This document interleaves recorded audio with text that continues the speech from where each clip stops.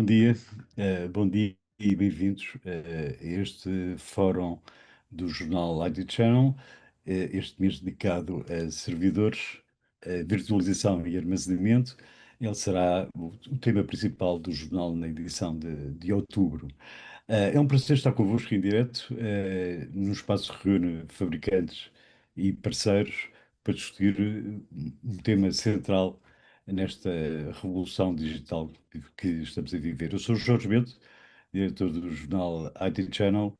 Hoje falamos como é que o canal pode responder a desafios muito concretos, nomeadamente como modernizar as infraestruturas, otimizar custos, simplificar a gestão dos ativos, garantir segurança e resiliência. É este o contexto, e neste contexto vamos ouvir a perspectiva dos fabricantes que estão presentes, são todos eles empresas extremamente relevantes neste mercado e que lideram as inovações tecnológicas que depois os parceiros e o mercado e o cliente final depois vai beneficiar. Quero agradecer a todos que nos acompanham, quero agradecer aos nossos leitores que se juntaram live a este evento, aos que depois vão ver este vídeo on demand quando a edição for disponibilizada no formato digital. E, claro, quero agradecer aos nossos palestrantes que aceitaram este repto. Comigo para moderar esta mesa redonda vai estar o meu colega jornalista, o Rui Damião. Rui, passo-te a palavra.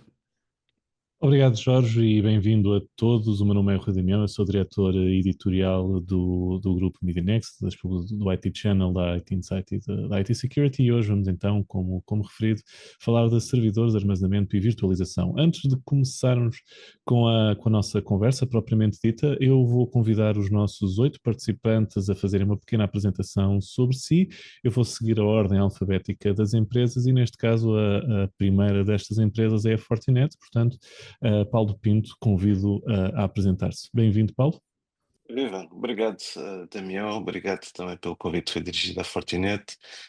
Meu nome é Paulo Pinto, como disse o Rui Damião, eu integro a equipa da Fortinet em Portugal com funções de Business Developer, em particular para a área de Cloud e para a área da tecnologia operacional. Espero que venham a gostar da nossa tertúlia desta manhã. Prazer. Obrigado, Paulo. De seguida, Luís Rilhó, da HPE. Luís? Olá, bom dia.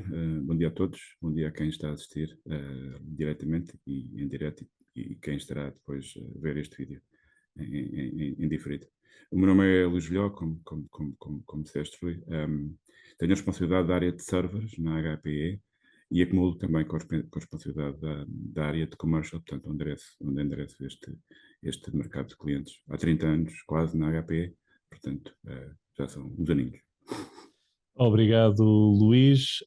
A seguir, ainda no H, temos a Huawei. Rui Fialho, bem-vindo. Ora, bom dia a todos, bom dia aos colegas palestrantes, ao Rui, o moderador, e a todos os presentes lá em casa. Portanto, eu também já não é a primeira vez que muitos de vocês me ouvem aqui, Rui Fialho da Huawei. Já estou na Huawei há cerca de 10 anos, com a responsabilidade de arquitetura de soluções na área de servidores, storage, virtualização. Portanto, tudo o que está aqui relacionado com este tema, neste caso, ajudar as organizações a desenvolver e a evoluir, como esperemos que este fórum aqui permita lançar os desafios necessários para agora, para o futuro e para aquilo que as organizações precisam, porque estamos realmente num período de transformação e é mesmo importante para todos. Obrigado pelo convite e também espero então aqui uma sessão muito produtiva com todos os colegas. Obrigado, Rui. E agora vamos até à IBM. Manuel Pratos, bem-vindo. Bom dia, Rui. Jorge, em nome da... Eu queria agradecer à IT Channel pelo convite, endereçado à IBM, e que muito nos honra de estar aqui presente nesta mesa redonda para falar sobre tendências de mercado. O meu nome é Manuel Pratos e estou na IBM já há mais de 20 anos, neste momento com a responsabilidade comercial da área de servidores e de storage. E aproveito também para cumprimentar todas as pessoas que nos estão a assistir do outro lado do ecrã. Obrigado, Manuel. E depois da IBM vamos saltar algumas letras até ao N de NetApp. E Henrique Silva, muito bem-vindo. Olá, Rui, bom dia. Obrigado, antes de mais, pelo convite. É uma honra estar aqui também convosco, a partilhar estas preocupações sobre a resiliência, nomeadamente, e segurança. Espero aportar valor aqui, com base na experiência que tenho tido ao longo destes mais de 20 anos de carreira, ligado precisamente à área de armazenamento e replicação de data centers, etc. Portanto, agradeço a todos, um bom dia ao fórum em geral. Obrigado, Henrique. E agora é a vez do Adriano Groba, da CNAP. Adriano, bem-vindo. Muito obrigado, Rui Damião. E também muito obrigado à Tia Channel e aos espectadores que ficam do outro lado da ecrã. Eu sou Adrian Groba, sou country manager da CUNAP na Ibéria. Eu acho que todo mundo se percebeu já que não sou português, portanto vou ficar um bocado em inferioridade linguística. E pronto, eu espero falar dos tópicos de especialização da CUNAP, Service, Storage, Networking e também virtualização. Obrigado. Obrigado, Adriano. E em penúltimo nós temos Sérgio Seabra, da Red Hat. Sérgio, bem-vindo. Muito bom dia a todos. Também obrigado mais uma vez pelo convite. Eu sou pré-venda na Red Hat. E basicamente é isso. Obrigado. Obrigado, Sérgio. E em último, mas não menos importante, da Toshiba, temos Marco Vicente. Marco, bem-vindo. Bom dia, Rui. Obrigado. Bom dia a todos os presentes e aos espectadores. O meu nome é Marco Vicente. Não é a primeira vez que participo nestes fóruns, mas é sempre um prazer aqui estar. Eu sou responsável pelo negócio da distribuição da Toshiba Storage e espero poder contribuir então para este fórum. Obrigado. Obrigado, Marco. E apresentações feitas, vamos então à discussão, ao debate propriamente dito, e passo a palavra ao Jorge Bento para avançarmos com a primeira pergunta. Jorge?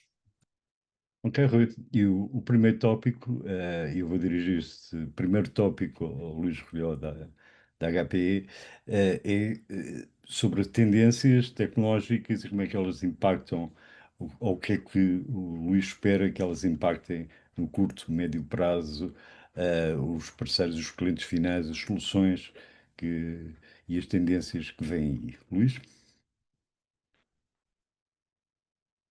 Luís está sem som? Está mute? Estou sem som. Peço desculpa. Antes de mais, sim, obrigado mais uma vez pela questão e cumprimento novamente os assistentes, quem está a assistir remotamente a este evento. Sobre as tendências, eu diria que há um aumento de capacidade genérica, não só no componente de storage, como a capacidade que nós temos aos dias de hoje de processar esses componentes, portanto, toda a capacidade de processamento nos próximos tempos espera-se que evolua e temos de uma forma significativa, como tem vindo a evoluir nos últimos tempos, com uma grande pegada no contexto da inteligência artificial. A inteligência artificial dá-nos aqui algumas capacidades ou algumas necessidades extra em termos de capacidade de processamento, máquinas, servidores desenvolvidos para o efeito, sistemas de storage também desenvolvidos para o efeito, sistemas de interligação de todas as componentes também desenhados para este tipo de soluções.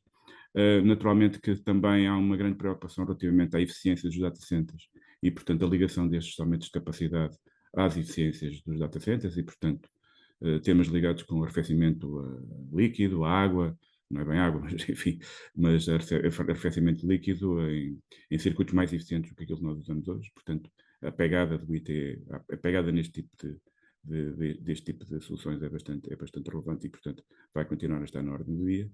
O tema da cloud privada, cloud pública, cloud híbrida, portanto, a ligação entre o privado e o híbrido. E, naturalmente, também os temas da segurança.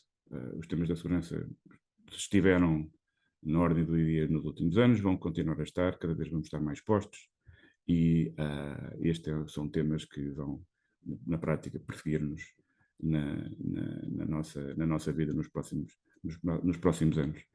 Os clientes também procuram novas soluções de virtualização, portanto, em complemento àquilo que existe aos dias de hoje, e, portanto, no contexto das clouds híbridas, privadas, públicas, o tema da virtualização é um tema também relevante nos próximos anos. Muito obrigado, Luís. São realmente muitos temas, são muitas frentes, São. muitas alterações ao mesmo tempo, e que os parceiros têm que se manter, obviamente, atualizados e atentos a todas estas tendências. Marco Vicente da Toshiba, a sua perspectiva sobre o que é que está a evoluir, o impacto que isso vai ter sobre o mercado e sobre os seus parceiros, e o seu ponto de vista do armazenamento necessariamente da Toshiba. Marco?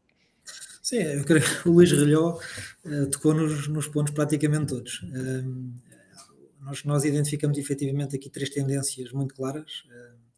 Uma delas que já temos vindo a abordar noutros fóruns, mas que continua, portanto é uma tendência que já vem de alguns anos e que prevemos continuar a acontecer nos próximos anos, tem a ver com o crescimento exponencial do volume de dados, atualmente muito motivado obviamente pelo desenvolvimento da inteligência artificial, mas também outras 2 tendências. Portanto, uma delas tem a ver com a eficiência energética, tal como o Luís também referiu, que já não é só uma questão técnica, mas é também económica e acima de tudo, ambiental.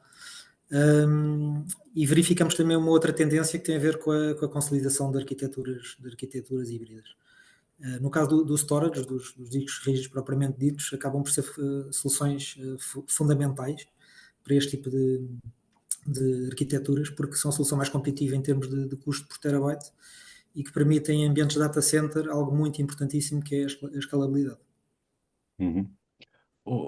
Marcos, tenho uma curiosidade. Em termos de eficiência energética, diz que vê-se versus solid state. Sim. Existe sempre essa discussão. A forma como a Toshiba verifica ou analisa esta questão tem a ver com o custo por terabyte. Portanto, a escalabilidade vai permitir exatamente isso. Vai permitir com o aumento da densidade dos discos rígidos, o custo por terabyte tende a baixar, que é algo que não se consegue atualmente com a tecnologia SSD, garantir essa escalabilidade. E, efetivamente, o disco SSD consegue um consumo energético mais baixo que o HDD, mas como não consegue, digamos, armazenar o que nós chamamos de cold storage em termos de altas capacidades, se nós efetuarmos um cálculo de custo por terabyte, o disco HDD continua a ser a solução mais eficiente, e com o aumento dessa densidade nos próximos anos prevemos que esse custo tende a baixar. Obrigado, Marco, pela sua perspectiva. Rui, vamos para o tópico de hoje. Vamos avançar com o segundo tópico então, e até vamos falar aqui de um tema um bocadinho já abordado pelo Marco, que é a questão do híbrido, e o modelo híbrido é hoje a chave das vendas no mercado de infraestruturas de IT. E eu começava por perguntar ao Rui Fialho, da Huawei, como é que fabricantes e parceiros estão a posicionar estas soluções para responder às exigências de clientes que procuram, obviamente, flexibilidade, performance e também, obviamente, eficiência. Rui? Muito bem, muito obrigado, uma excelente questão, e é um tópico, será provavelmente o tópico mais quente neste fórum, porque de facto, digamos que é o caminho que todas as empresas, ou mesmo 90 e muitos por cento das empresas, têm que tomar. Existe a cloud, obviamente, existem empresas que têm a sua infraestrutura e conseguem ser 100% cloud, mas na realidade, e principalmente no mercado português, as empresas, a maturidade de cloud ainda está muito baixa. E quando se fala em cloud, fala-se não só na cloud pública, aquele que estão nos mega cloud ou que estão em data centers que o cliente não controla, mas sim na cloud híbrida. Fala-se realmente na capacidade de ter a sua própria cloud, a sua própria infraestrutura interna e a capacidade de estender essa arquitetura para uma cloud pública. Neste caso, a Huawei tem dado passos muito fortes. A Huawei posiciona-se como um parceiro estratégico, mais do que um mero fornecedor de infraestrutura, posiciona-se como um parceiro estratégico e com uma abordagem que diz 2 nuvens, um núcleo. Neste caso, a nuvem pública e a nuvem privada a funcionarem sobre o mesmo core de programação, o mesmo core aplicacional. Neste caso, as passagens, as migrações entre aquilo que está no data center do cliente e aquilo que está na nuvem pública é muito fácil, porque partilham a mesma base. Neste caso, obviamente, e aqui é o grande desafio das organizações, é que as aplicações devem ser contemporizadas, mais do que ter servidores virtuais, mais do que falarmos único e exclusivamente de virtualização, e neste caso Infrastructure as a Service, nós temos que evoluir para a Platform as a Service e para aquilo que é a contemporização das aplicações, containers, Kubernetes e afins, que garantem então, seja uma flexibilidade no crescimento e inclusive no encolhimento quando não há necessidades computacionais, mas ao mesmo tempo também a melhor performance e a melhor eficiência, porque neste caso, mesmo programaticamente, nós vamos conseguir que o consumo de recursos seja mais baixo, portanto, maior densidade, e vamos de encontro àquilo que os colegas já disseram antes, portanto, obviamente que os dados continuam a crescer de forma contínua e, portanto, há que os optimizar nos mais variados pontos.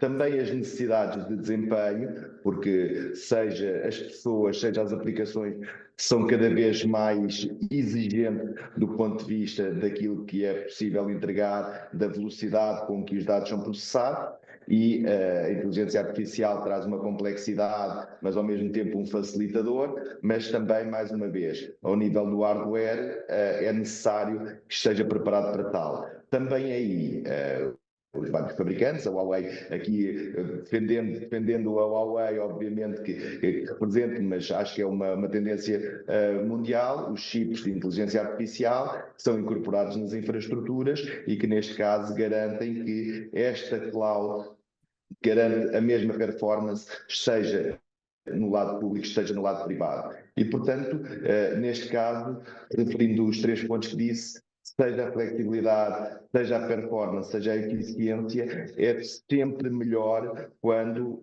a empresa consegue evoluir na maturidade e consegue ter a cloud híbrida. Obrigado, Rui. Vamos passar. Eu gostava também de fazer a mesma pergunta ao Sérgio Seabra, da Red Hat. Como é que aqui os fabricantes e os parceiros estão a posicionar as soluções para responder às exigências dos clientes? Sérgio? Bom, a Red Hat tem uma visão muito clara e, de resto, quase diria histórica neste tipo de abordagem. Devido ao nosso DNA ser open source, basicamente, e o open source ser primariamente votado, tentar sempre desbravar novas fronteiras tecnológicas, estar sempre, digamos, como se dizem em Portugal, na crista da onda. A verdade é que a esmagadora maioria da nossa tecnologia já nasce para efetivamente enfrentar todas as quaisquer dificuldades e desafios emergentes. Por outras palavras, a nossa tecnologia é feita de base para ir de encontro aos novos desafios tecnológicos. Por exemplo, a nossa tecnologia na esmagadora maioria é feita para correr de forma híbrida. Quer dizer, as nossas arquiteturas aplicacionais, como sabem, nós não somos um vendedor de hardware, não é? Nós apenas produzimos software. Mas isso eu deixo para os digníssimos oradores que estão aqui juntamente neste webinar, mas de facto as nossas tecnologias by default são feitas para trespassar qualquer tipo de infraestrutura, quer on-prem, quer na cloud. Isso eu creio que oferece sempre a flexibilidade que os clientes hoje em dia desejam. E também estamos presentes em qualquer vertical aplicacional. Portanto, temos tudo desde plataformas Kubernetes, aplicadores, a servidores aplicacionais Java. Portanto, eu creio que a Red Hat tem uma oferta muito interessante para os nossos clientes, não só de forma transversal, mas também permite aos clientes, como eu digo, paulatinamente, à sua velocidade, irem expandindo as suas arquiteturas. E nós temos casos em que os clientes começam on-prem e depois migram para a cloud sem grande entropia e atrito, ou ao inverso, começam na cloud e depois, quando chegam à conclusão que aquilo é capaz de ser um bocado dispendioso, migram novamente para on-prem. Portanto, a Red Hat tem um pouco essa postura, como digo, está imbuída no nosso DNA. Obrigado, Sérgio. Peço desculpa, não liguei aqui o microfone, desta vez fui eu. Obrigado, Sérgio, tentando seguir com esta pergunta e tentando também não avançar demasiado com as ofertas de cada um dos fabricantes, porque certamente todos vós têm pontos positivos e pontos menos positivos. Eu gostava também de ouvir a perspectiva do Luís Relhó da HPE neste tema, como é que os fabricantes e os parceiros estão a posicionar estas soluções para responder às exigências dos clientes. Luís? Viva! Os clientes, de alguma forma, procuram simplicidade, não é? E procuram correr os seus ambientes onde faz sentido que eles corram. E para todos os efeitos, tentamos, de alguma forma, tornar simples aquilo que é algo que é relativamente complexo. Dizemos há bastantes anos aos nossos clientes e aos nossos parceiros que a cloud é uma experiência, não um destino. E, portanto, tentamos implementar com os nossos clientes e com os nossos parceiros essa metodologia. Portanto, ou seja, na prática, oferecendo aos nossos clientes soluções as a service dentro de casa e, portanto, tendo esses clientes a mesma experiência que têm no mundo público, podem tê-lo em casa. E, nesse contexto, os clientes podem, de alguma forma, desenvolver as soluções dentro de portas, nos seus data centers ou nas soluções de cloud pública, de uma forma híbrida para todos os efeitos, de uma forma completamente aberta. Os nossos,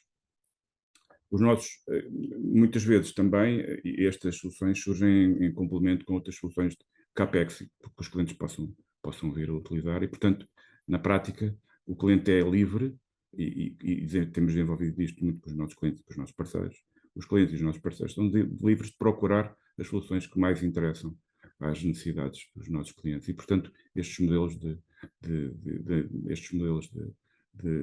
cloud híbrida, para todos os efeitos, uma verdadeira cloud híbrida, com uma verdadeira experiência de cloud, tendo dentro de casa ou não, são aquilo que, de alguma forma, a mensagem que os nossos parceiros têm levado aos nossos clientes. Obrigado, Luís. Gostava também de ouvir a perspectiva do Paulo Pinto da Fortinet, exatamente sobre o mesmo tema. Como é que os fabricantes e parceiros estão a posicionar estas soluções junto dos clientes? Paulo? Já fizeram alguns comentários bastante pertinentes, mas aqui só a título de resumo, não é? Os clientes realmente não querem escolher entre cloud e on-prem, procuram soluções que suportam estes ambientes híbridos que têm vindo a ser falados, não é? A única coisa que eu gostaria de acrescentar é que o compromisso da segurança é algo que eles não querem perder e a minimização dos custos de utilização. É usual quando se fala com os clientes ouvir falar em demasiado software, preço elevado, são comentários comuns. Portanto, o desafio dos fabricantes e parceiros é oferecer estas soluções híbridas que garantam uma experiência integrada em qualquer ambiente, sem sacrificar a segurança ou custo de utilização, não é? A integração que tem-se vindo a falar multiplataforma é crucial. E resumo desta forma os meus comentários a esta questão, Rui. Obrigado, Paulo, e ainda gostaria também de ouvir o Marco Vicente da Toshiba nesta questão. Marco?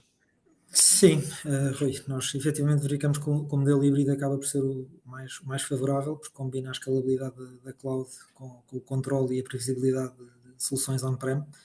Mas no que diz respeito diretamente à parte do armazenamento, aquilo que nós verificamos é que os parceiros acabam por adotar estratégias em camada. Portanto, quando se tratam de workloads de alta performance, acabam por utilizar tecnologia SSD, mas quando se trata de armazenar grandes volumes de dados, chamado cold storage, acabam por utilizar a tecnologia HDD devido ao menor custo e à escalabilidade que estes permitem.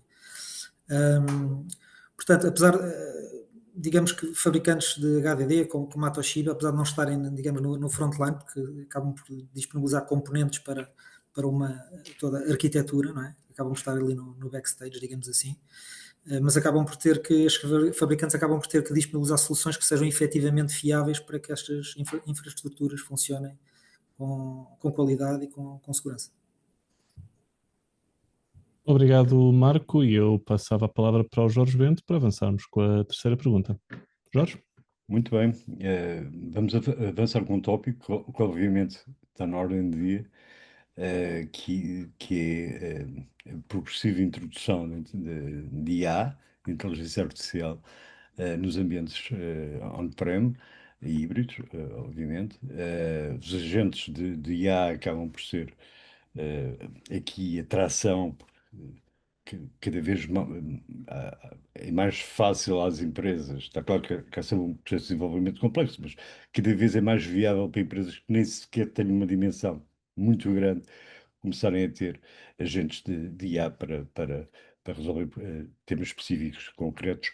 Isto tudo obriga a mais workloads, para além dos que já corriam, para além da analítica, de business intelligence, tem mais, e todos os outros, tem mais agora estes workloads adicionais. Eu perguntava ao Adrian, da CNAP, e que necessariamente numa perspectiva sobre o armazenamento dos dados, como é que estão a evoluir as arquiteturas, no caso das arquiteturas de storage também, para responder a estas novas exigências. Adrian? Obrigado, Jorge. Nesta questão, acho que há duas coisas importantes. A primeira, eu acho que como fabricante de armazenamento de servidores, é importante ter um AI-ready server, como nós chamamos, que tenha o hardware a nível de microchip, que esteja preparado para workloads de inteligência artificial, que as máquinas virtuais tenham acesso direto ao hardware por questões de eficiência, como por exemplo com tecnologia SR-IOV. E também a adição de GPUs que sejam otimizadas para inteligência artificial aos servidores. Também há uma questão de rendimento da rede.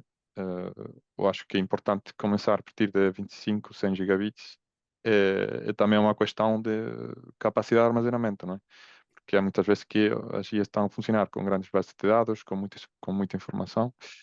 E lá estamos a falar de petabytes, não estamos a falar de terabytes. E também gostava de mencionar uma questão que vai que vai ser cada vez mais importante, que também é uma questão relacionada com isto de nuvem pública, nuvem privada, nuvem híbrida, que vai ser como é o processamento da informação, se vai ser privada ou pública. Se vamos ter um, um processamento por parte de uma IA com servidores nos Estados Unidos, ou vai ser tudo derivado a servidores externos. Se vamos ter um funcionamento híbrido, onde temos o storage e o processamento in-house, mas temos uma ligação com uma API externa, ou vamos fazer tudo completamente dentro da nossa intranet, da nossa rede, e vai ficar completamente privado. Nós agora, a posição que temos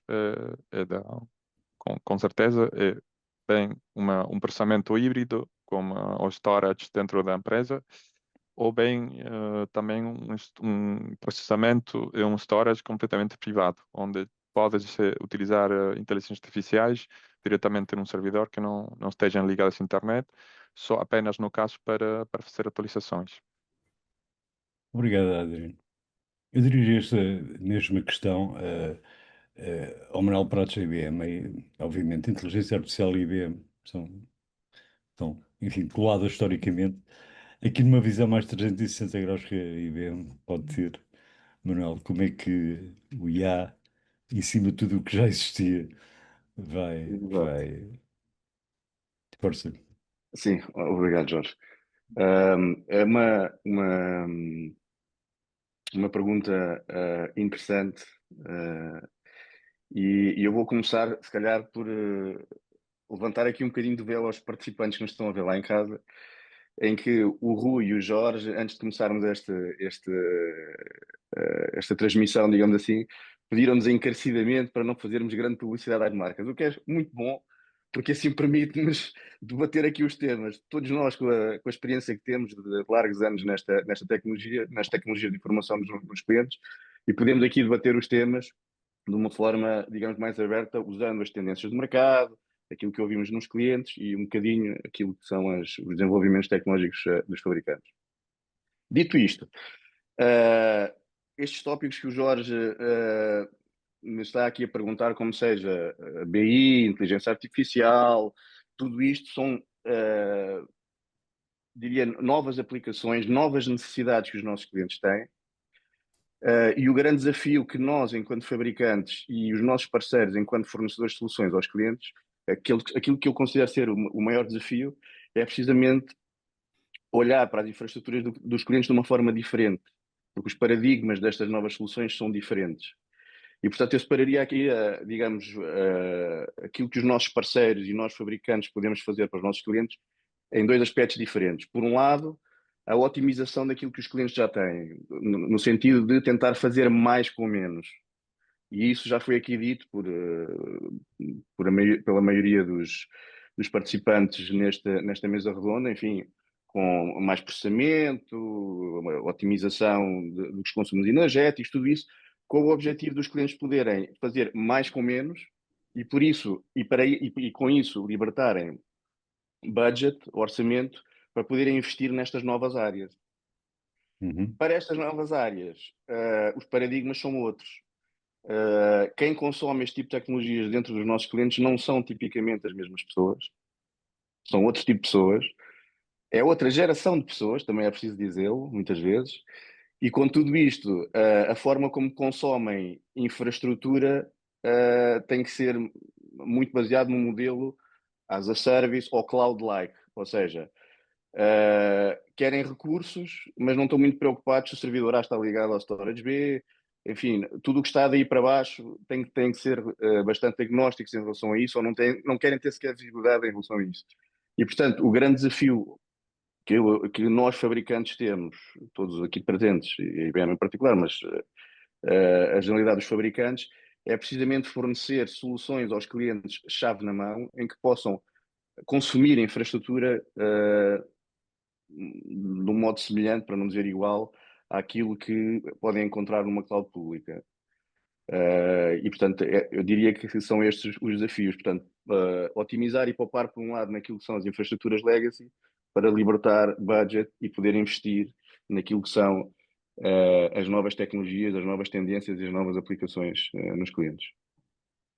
Muito interessante esse ponto de que os clientes, os consumidores das novas aplicações não são da mesma geração de quem montou a infraestrutura. É um pensamento É só um detalhe, mas é eu acho que interessante. todos que estamos aqui temos um bocadinho essa experiência. Acho É interessante. Muito bem, vamos então passar para o próximo tópico, Rui. Vamos, sim, senhor, e vamos falar de cibersegurança ou daquilo que é um bocadinho mais a defesa destas infraestruturas, não da cibersegurança propriamente dita, mas a defesa destas infraestruturas. E começava por perguntar ao Paulo Pinto, da Fortinet, que com a crescente complexidade da infraestrutura, como é que se pode garantir, de facto, segurança e resiliência, tanto quanto possível, end-to-end? Paulo? Viva. Respondendo à própria pergunta, se a complexidade aumenta, né, nós temos que simplificar a utilização destas soluções, né? Tem que se criar condições para ter visibilidade centralizada, porque nestes ambientes híbridos ocorre uma desmaterialização muito grande da computação e dos acessos a essa computação. E então nós temos que fazer isso a partir desse princípio, portanto, simplificar, condições de visibilidade centralizada, temos que automatizar processos, temos que ter uma resposta coordenada que cubra todos os elementos de uma infraestrutura. Com base nessa visibilidade conseguimos ver onde é que eles estão, on-prem, em que cloud, em que provedor de serviços. Não podemos ter soluções isoladas, senão pomos em causa a nossa capacidade de detecção e resposta a incidentes, e isso é a chave da resiliência. Hoje em dia é mais crucial do que tudo é assegurar um nível de resiliência adequado com uma capacidade de detecção e resposta a incidentes de segurança. Isso exige capacidades de monitorização, de inventariação, agora fala-se muito no Bill of Materials do software. Portanto, toda essa visibilidade, todo este cadastrar dos elementos é essencial, e depois sabemos que as coisas acabam sempre por ter um incidente, é detectá-lo a tempo e horas, capacidade de repor o nível funcional e depois, quando for possível, repor a operação no seu total. Obrigado, Paulo. Gostaria também de ouvir a perspectiva do Sérgio Seabra, da Red Hat. Bom, Eu creio que a questão da segurança é óbvia para todos nós, quer seja a nível informático, quer seja a nível pessoal, não é? Já ninguém deixa a porta destrancada e acho que não devemos fazer de tudo, mesmo nos nossos data centers. No caso da Red Hat, obviamente, mais uma vez, como sendo um fabricante de software, nós dependemos completamente da sinergia que possamos ter com os equipamentos a montante do sistema operativo ou das plataformas. Isto é, os fabricantes de hardware que estão aqui presentes, todos eles têm soluções de defesa para perímetros, para core, seja o que for. E é obviamente esta, esta simbiose entre toda esta cadeia de informação que faz com que um sistema possa ser seguro ou não, porque qualquer elo que quebre na cadeia é potencialmente catastrófico, como nós sabemos, e todos nós lemos notícias todos os dias de sistema X foi comprometido de forma Y, etc.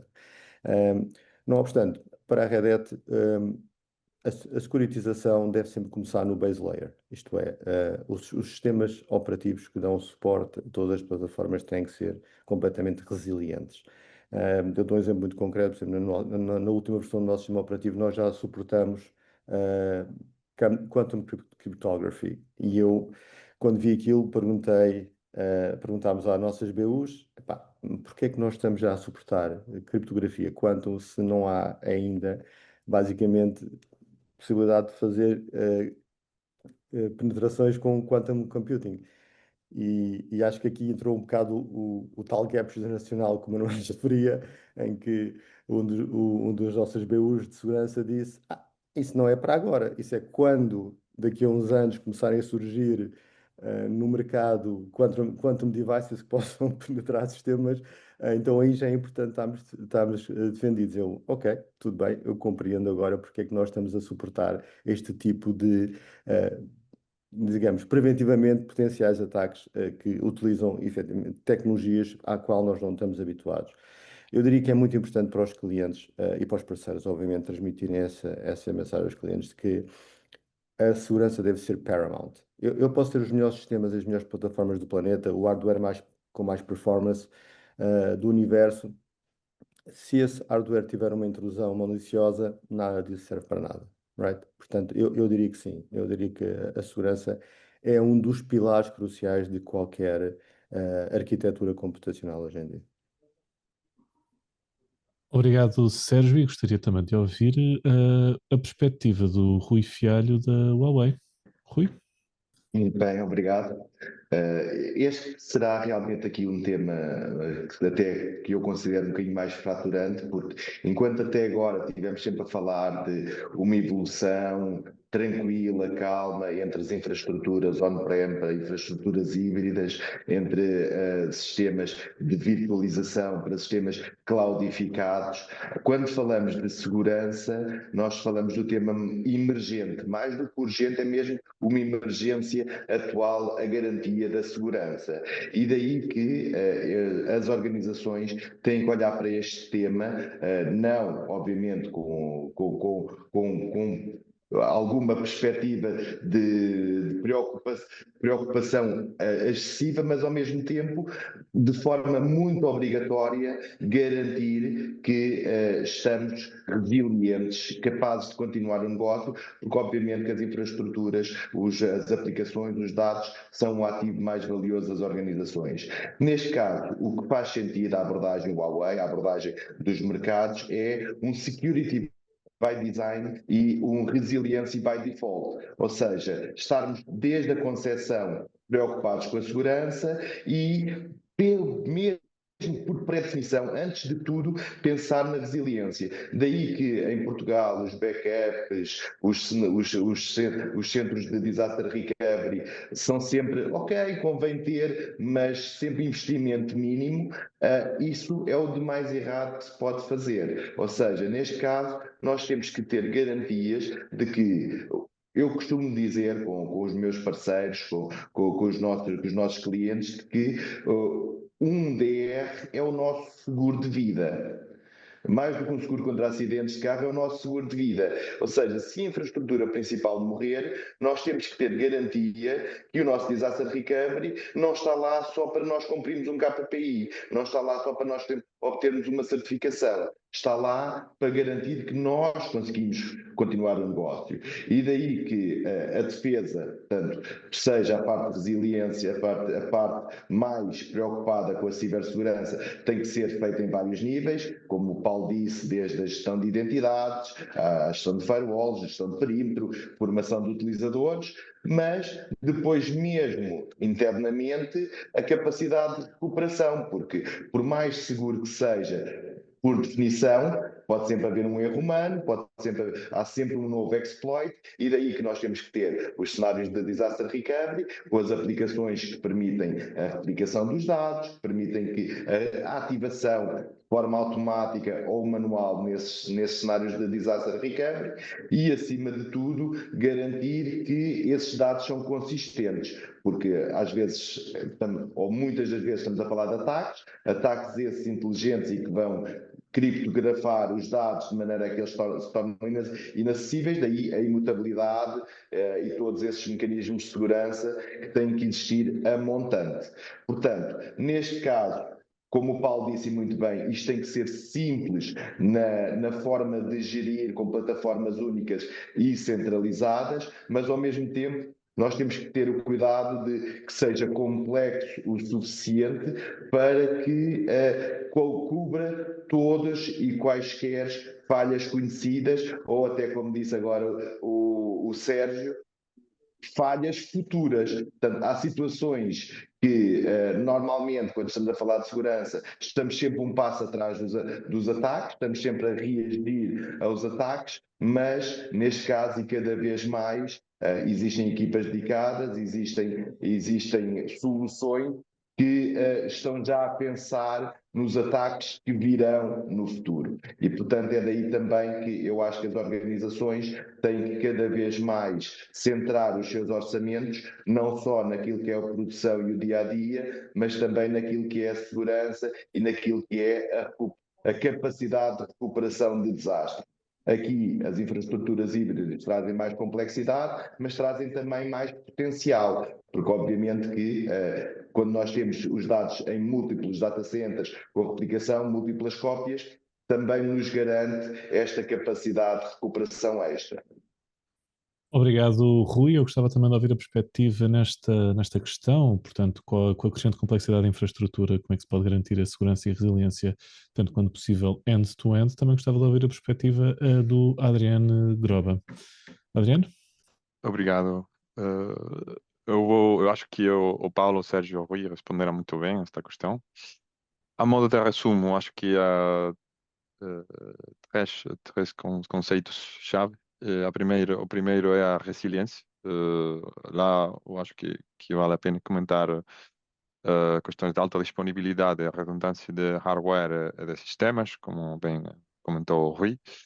A simplificação, que foi um conceito muito importante na resposta do Paulo, eu acho que há uma dimensão da simplificação que a parte da centralização é também a monitorização em tempo real do estado do hardware e dos processos, sejam processos informáticos, processos de inteligência artificial ou processos de backups de dados.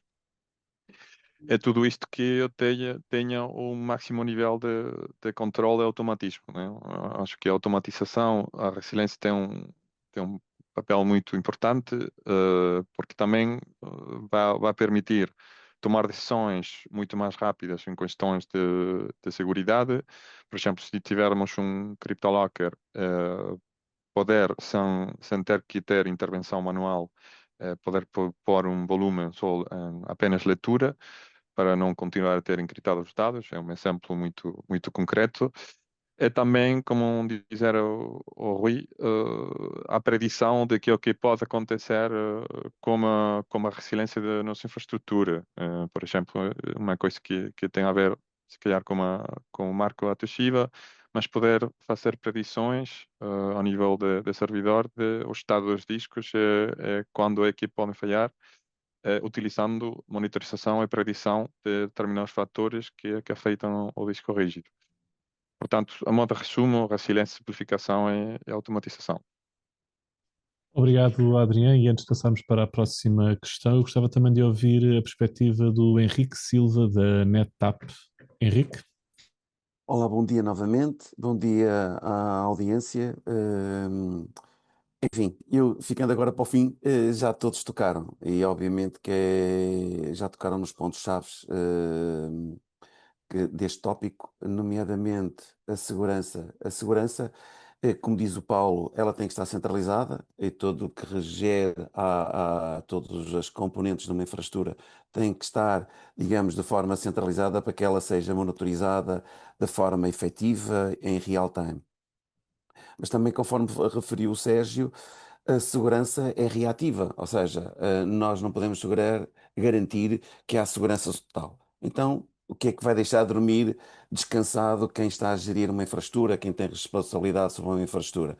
É garantir os níveis de resiliência e já não é suficiente, diria eu, hum, fazer o backup tradicional. Eu costumo falar nas minhas apresentações que as metodologias tradicionais de backup têm que ser revistas e têm que ser ajustadas.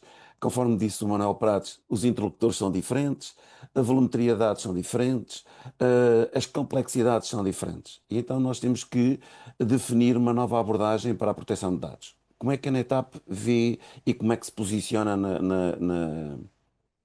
neste tema? A NetApp tomou como conceito que o storage seria a última linha de defesa de um cliente. Depois de tudo de falhar, nós temos que garantir a reposição dos dados. E já não é suficiente, hoje em dia, garantir a reposição dos dados.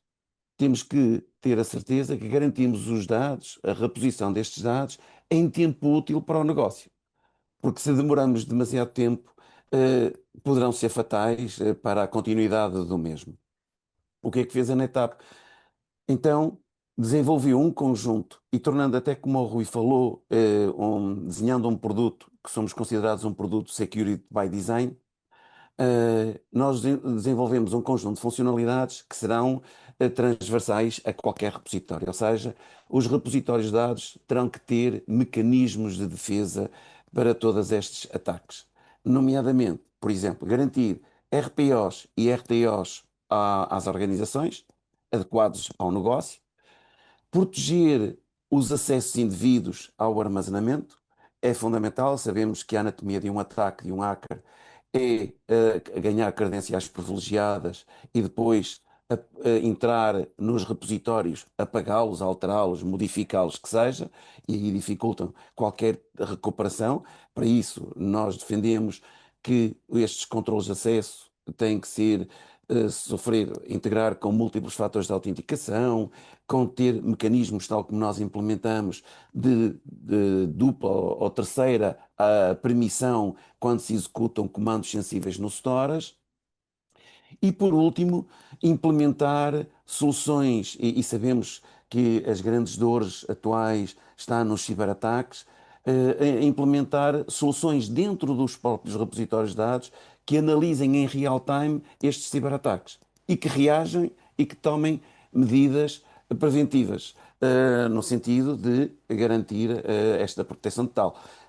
Garantir também que esta integração é feita com as soluções de segurança, ou seja, assim que nós temos dados ou alarmística é ativada que está a existir um ataque, nós temos que comunicar a uma situação, a uma solução de gestão de segurança centralizada para que se tomem as medidas necessárias para a correção. Obrigado, Henrique. Antes de passar a palavra ao Jorge Bento para avançarmos com aquela que, se não me engano, é a quinta pergunta, queria só relembrar todos os presentes para tentarem manter as vossas respostas em 2 minutos. É isso que habitualmente pedimos e na maioria das vezes estamos a cumprir, mas ainda assim quero relembrar. Jorge, vamos avançar com a próxima pergunta então? Muito bem, vamos passar então para a virtualização, que é um pouco a chave de tudo isto. Eu queria perguntar, ou seja, se é verdade, qual é o papel da virtualização nestas arquiteturas híbridas, nas atuais e nas futuras, não é? Nas que nós vivemos agora e nas futuras, face à crescente adoção de clouds, de ambientes mais complexos. baseadas em containers e em Kubernetes. Penso que o Red Hat terá aí uma palavra importante para mostrar um pouco do futuro. Sérgio? Um bocadinho. Bom, a questão da virtualização, efetivamente, neste momento estamos, eu acho, que estamos num ponto de inferência, porque de facto há um bocadinho já este clash entre o mundo tradicional do IT, que se baseava em bare metal, depois posteriormente em VMs, e agora já há um espólio muito grande de containerização no mundo inteiro, nomeadamente há empresas Fortune 500, cuja esmagadora maioria dos seus workloads já estão a executar em containers.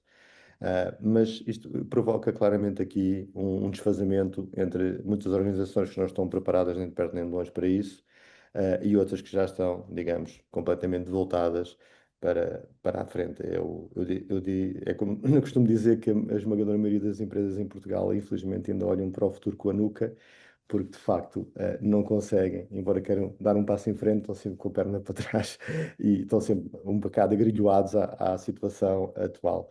No outro dia estávamos a ter um workshop interno e um dos meus colegas estava a dizer que quando nós começámos a investir fortemente em containers, que havia pessoas dentro da Red Hat que diziam: pá, não se preocupe, isto daqui a 5 anos já quase não há VMs. É claro que 5 anos depois estamos todos a rir deste vaticínio, porque o que não falta no mundo são VMs e aqui estarão para ficar certamente durante muitos anos.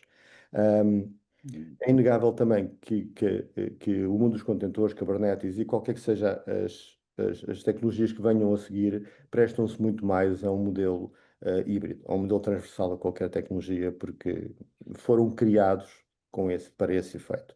Uma VM tem condicionantes que normalmente algemam a infraestrutura onde está e exigem um número considerável de mecanismos transformacionais para poderem migrar para outra infraestrutura.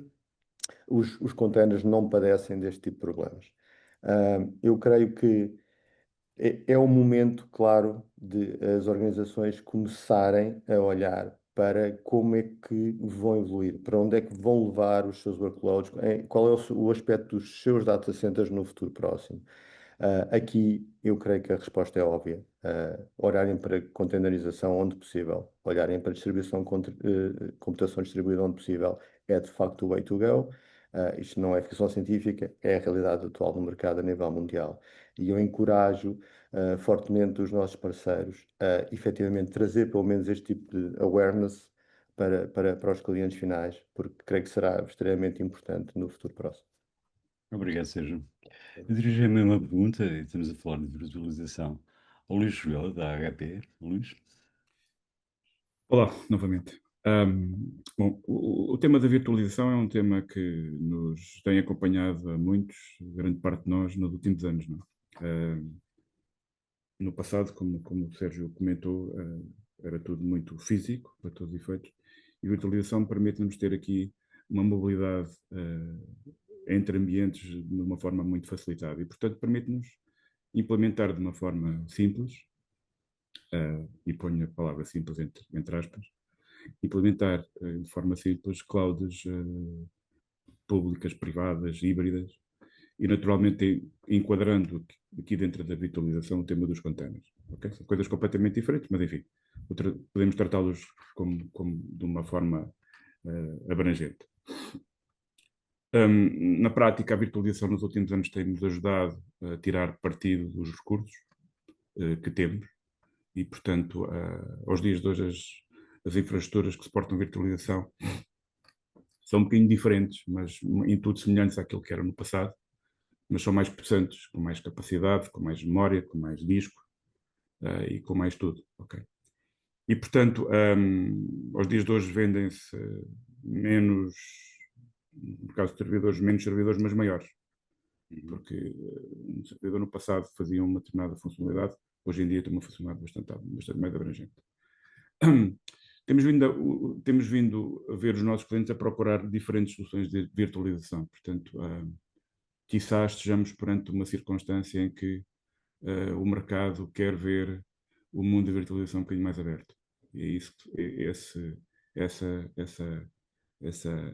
essa tendência de alguma forma temos vindo a querer, ou seja, os nossos clientes têm interesse em perceber diferentes soluções de virtualização, olhar um bocadinho, olhar mais para o tema dos containers. Estamos muito dependentes das aplicações, e nem sempre é fácil seguir de virtualização de tanto máquinas virtuais para containers. E para todos os efeitos, os clientes temos vindo também vindo a ter algum interesse dos nossos clientes em procurar soluções de gestão que nos permitam ter uma visão que giram diferentes ambientes de virtualização a containers. E, portanto, não ficar apenas na ferramenta de virtualização do fornecedor A ou do fornecedor B. Não, ter um ambiente de gestão que nos permita olhar para várias plataformas e, quiçá, nos permita fazer movimentos entre ambos. É isto que temos vindo, digamos, de alguma forma, a olhar e a sentir no mercado nos últimos anos. Luís, um tema, uma curiosidade minha. O Luís referiu que os clientes procuram servidores maiores. Ah, eu penso que são resultados da Gartner, não estou seguro neste momento, sobre vendas de servidores para o mercado empresarial, portanto, tirando os hyperscalers do caminho, onde o crescimento não estava de facto no número de unidades, mas estava no preço médio das unidades vendidas. Isso é uma realidade que verificam? Sim, sim. Ou seja, na prática, o número de unidades vendidas tem vindo a descer nos últimos anos. A faturação dessas unidades vendidas tem vindo a aumentar de uma forma dramática. Okay? Portanto, há uma tendência de menos unidades, mas mais musculadas. Portanto, o preço médio de unidade tem vindo a aumentar. Okay. Claramente. Ok, obrigado. Paulo Pinto, Fortinet, sua visão sobre o tema? Ora, vivam. Isso aqui é uma área que eu acho muito engraçada, porque a gente tem vindo a acompanhar em casa, né? Quando a gente faz os nossos brinquedos, os scripts, os nossos PCs, e montamos as coisas, né? A virtualização no início era difícil, porque a gente tinha que ter muita capacidade computacional, não tínhamos dinheiro para isso. Depois as máquinas começaram a ter uma capacidade computacional incrível, as plataformas de virtualização puderam ser portáteis para casa e a gente começou a ter os primeiros servidores com base de dados instalados e por aí fora. A velocidade de hoje em dia exige algo mais do que isso e foi aí que aparecem os containers, ou seja, eu se tiver que e no outro dia meu irmão, que é arquiteto, me pediu uma aplicaçãozinha para analisar fotografias. E o que é que eu fiz? Fui buscar um container que tinha acesso a coisas da Google, serviços da Google, que muito rapidamente me fazia aquilo. Não tive que instalar bases de dados, não tive que instalar nada de virtualização. Portanto, o container vai acelerar muito e as empresas, isto em termos de brincadeira em casa, digamos assim. E as empresas estão a tirar partido disto de uma forma muito proveitosa em termos de utilização. Bases de dados se precisar de uma base de dados temporária para fazer correr uma aplicação, o container é a solução de eleição. Portanto, o futuro destas infraestruturas híbridas, né, vai passar pela capacidade de combinar a estabilidade da virtualização, ou seja, quando a aplicação é mais de core da empresa, é o ambiente virtual que vai ser implementado, quer seja on-prem, na cloud, onde seja, vai ser virtualização.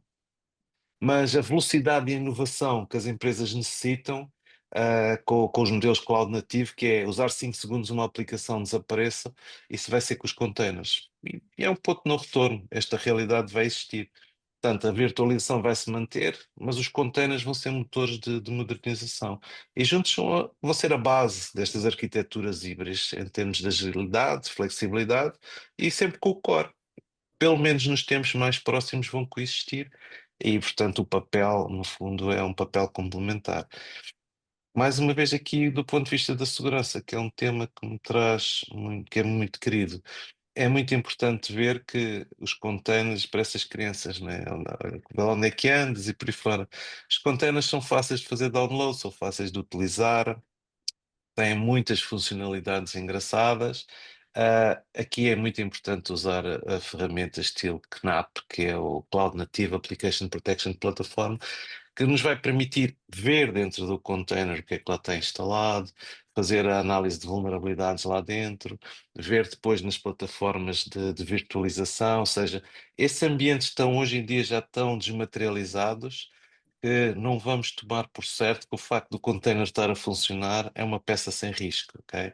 Portanto, vai existir, vão ser complementares, a segurança é muito importante, que cada vez que haja uma peça nova, cada vez que haja a superfície de ataque aumente, é aborrecido dizer isso, mas é trabalho que tem que ser feito, analisar o que é que lá está, ou pelo menos ver, por exemplo, assinaturas digitais sobre do fabricante, se garante a funcionalidade e a plataforma correta e por aí fora. Ok? Mas é um tema Ok. muito engraçado este. Sim, sem dúvida nenhuma. Sem dúvida que é. Sobretudo os containers. Ok, vamos então para o próximo tópico. Obrigado, Paulo. Vamos para o próximo tópico, Rui. Sim, senhor, vamos falar de automação e também inteligência artificial. Eu perguntava ao Manuel Pratos que papel é que a automação e a inteligência artificial vão ter na proteção de ambientes híbridos e virtualizados, desde a prevenção eventualmente, até à detecção e resposta a ataques que sabemos todos são cada vez mais sofisticados. Manuel? Certo. Para estes temas da automação e da inteligência artificial, eu acho que todos nós estamos nestas áreas, não conseguimos falar com um cliente mais do que 5 minutos sem ter que tocar nestes pontos.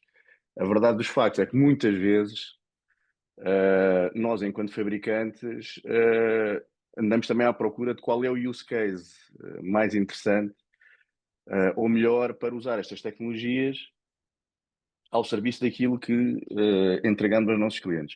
Eu vou fazer aqui um pequeno exercício e peço desculpa se me esquecer de alguém uh, e vou simular aqui uma tentativa de venda à IT Channel de uma nova infraestrutura tecnológica.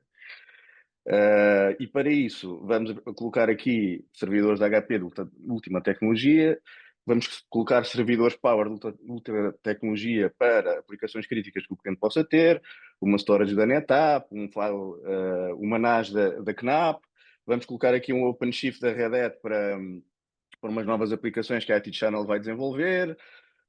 Os discos da storage são da Toshiba, seguramente, e a rede vai ser da Huawei. Acho que não me esqueci de ninguém. E se o fiz, peço desde já desculpa. A pergunta é: a IT Channel está 100% segura a ataques que possam vir a sofrer de hackers? E a resposta é não, ou seja, não está 100% segura.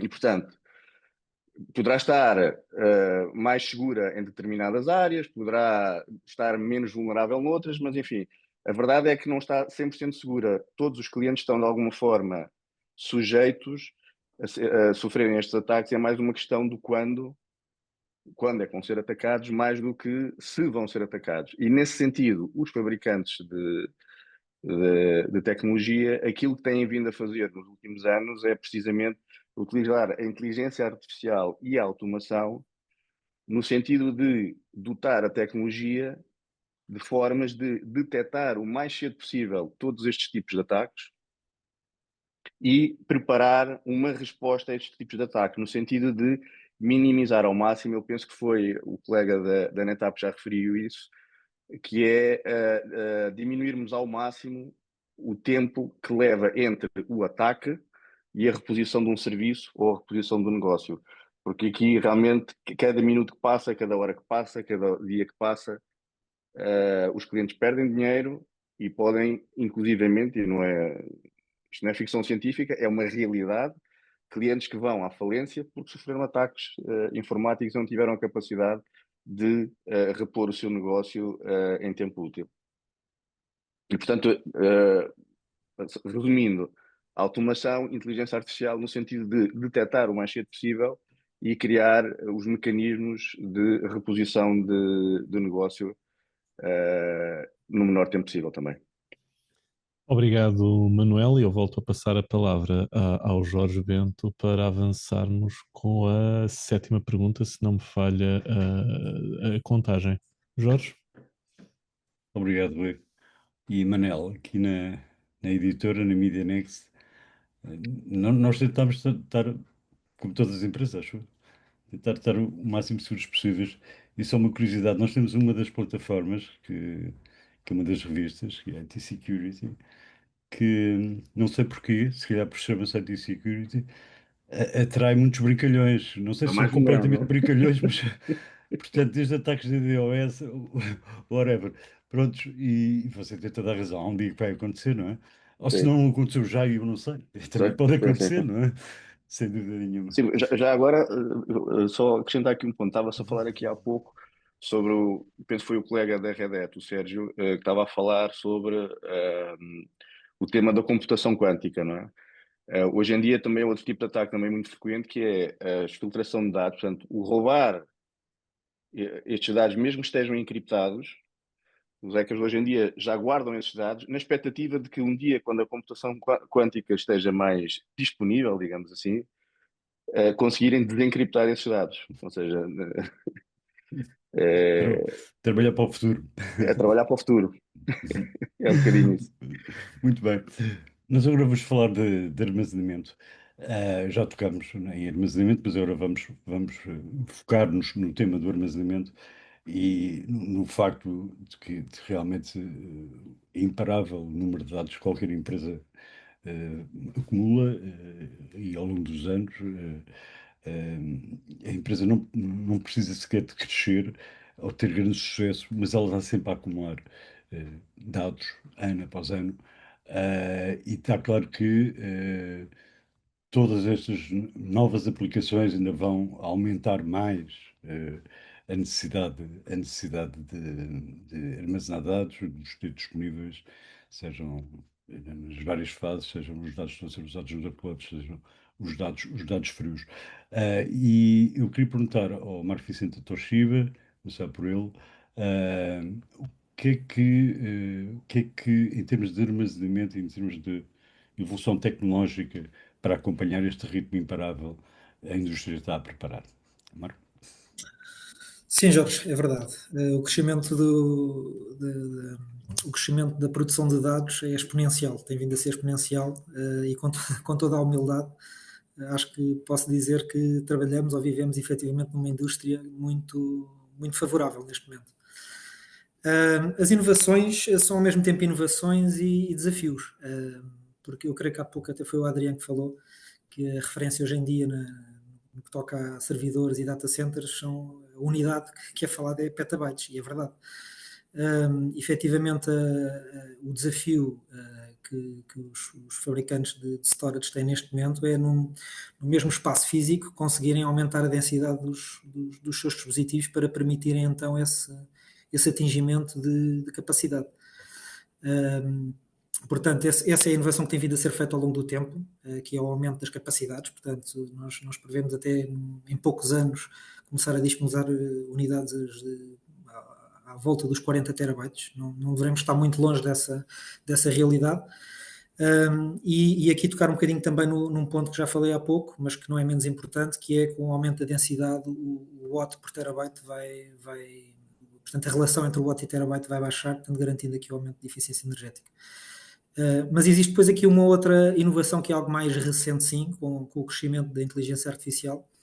E aqui eu gostava só de explicar aqui, fazer aqui um ligeiro enquadramento só para que se perceba.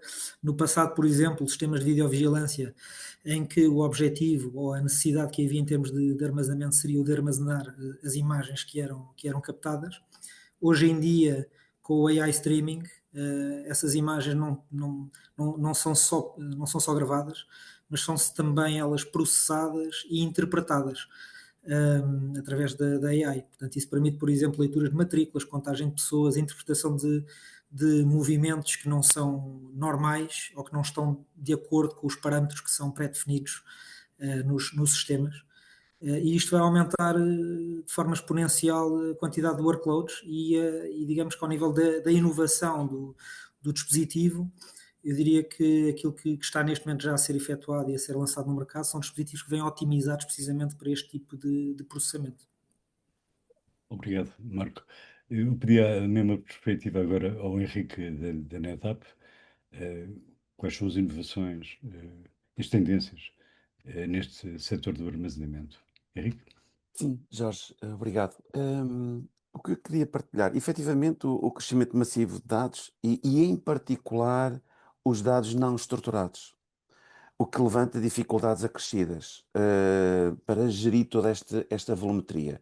Primeiro, nós temos que garantir aos clientes que possam colocar qualquer workload onde eles desejarem, seja na cloud, seja on-prem, seja cloud privada, cloud pública, e que esta movimentação de dados tem que ser fácil. O Marco falou e o Adriano falou em petas, nós já estamos a falar internamente em iotabytes. Portanto, isto já escala de tal forma que os projetos de imagens médicas, de patologia, de IoT, de inteligência artificial e a própria transformação digital está a produzir uma volumetria de dados que torna dificuldade, torna mais difícil os nossos clientes em, por exemplo, fazer um backup, um full backup. As suas estratégias, tudo isto tem que ser repensado, a forma como se está a proteger estes dados. Porque não é só a proteção, é o caso do restauro dos dados, conforme o Manuel Pratos referiu e frisou e realçou. Se eles não restaurarem os dados em tempo útil, a organização pode desaparecer, por exemplo. E já há casos disso. O Manuel, até que está mais ligado a essa parte, eventualmente tem conhecimento que estas empresas já desapareceram. Portanto, nós temos que tomar. O impacto é brutal em várias vertentes. Falamos nos backups, falamos nos restauros. Depois, a inteligência artificial vem-nos trazer também vários tipos de dados, várias fontes de dados também, porque vamos começar a ter imagens, vamos começar a ter texto, vamos a começar a ter voz, vamos a ter, ou seja, vídeos, e tudo isto tem que ser correlacionado posteriormente. Ou seja, é importante evitar silos de dados, a tecnologia a disponibilizar aos clientes, porque se começarmos a criar também silos de dados, vai colocar dificuldades e inviabilizar, aliás, há referências sobre isso, nomeadamente sobre as consultoras, que dizem que 70% dos projetos de IA falham. E muitas vezes não é sobre a componente mais difícil de gerir é a parte da infraestrutura. E essa parte aí traz enormes desafios. Ou seja, nós temos de trazer soluções aos clientes flexíveis, integráveis com as clouds e que esta movimentação de dados não seja um problema para os nossos clientes. Por último, da minha parte, queria realçar é também pensarmos na obsolescência, porque às vezes isto é esquecido, na obsolescência dos equipamentos. Eu estou aí para petas, estou aí para zetas, estou aí para iotabytes, mas eu daqui por 5 anos, 10 anos, eu vou ter que mudar o volume, uma quantidade de volume de dados. E o meu negócio não vai querer parar. Ou seja, a tecnologia tem que permitir, e já o fazemos atualmente, em que se migre toda esta informação sem parar, digamos, as aplicações e nomeadamente o negócio. Portanto, esta seria a nossa visão na NetApp. Muito obrigado, Henrique. Por último, eu vou dar a palavra ao Rui Fialho, da Huawei. Rui, inovação Obrigado, e Jorge. armazenamento. Pronto. De facto, mais uma vez, ser o último traz esta desvantagem que as coisas já foram faladas, mas a verdade é que só prova aqui a experiência que o painel tem, que todos os participantes têm, mas de facto não quer deixar de realçar aqui vários pontos, nomeadamente aquilo que foi referido, que isto é um dos principais desafios da atualidade. Como gerir estes volumes de dados? Não tanto pela sua dimensão, porque felizmente os fabricantes de discos estão a conseguir gerir e estão a conseguir endereçar esse crescimento massivo dos dados, mas acima de tudo, como falou o Henrique, com as diferentes fontes, portanto, a forma como se obtém os dados e, acima de tudo, a necessidade de extrair valor desses dados. Ora, quando temos que processar estes volumes de dados, nós estamos a falar de necessidades de computação, por exemplo, muito superiores. Aí que nós temos os CPUs, temos os GPUs e a Huawei, não é a Huawei, o mercado acabou de inventar um novo termo que é o DPU, Data Processing Unit. Portanto, na realidade estamos a falar de chips que são criados e desenvolvidos com o grande foco no processamento destes dados. Portanto, na realidade, a inteligência artificial, a analítica, vem trabalhar com estes conceitos, a Huawei e outros fabricantes, estamos cada vez mais a segregar em diferentes chips, por exemplo, a duplicação e a compressão, que são tecnologias já comuns no mercado, todos conhecemos e que ajuda, de alguma forma, a trabalhar estes volumes de dados.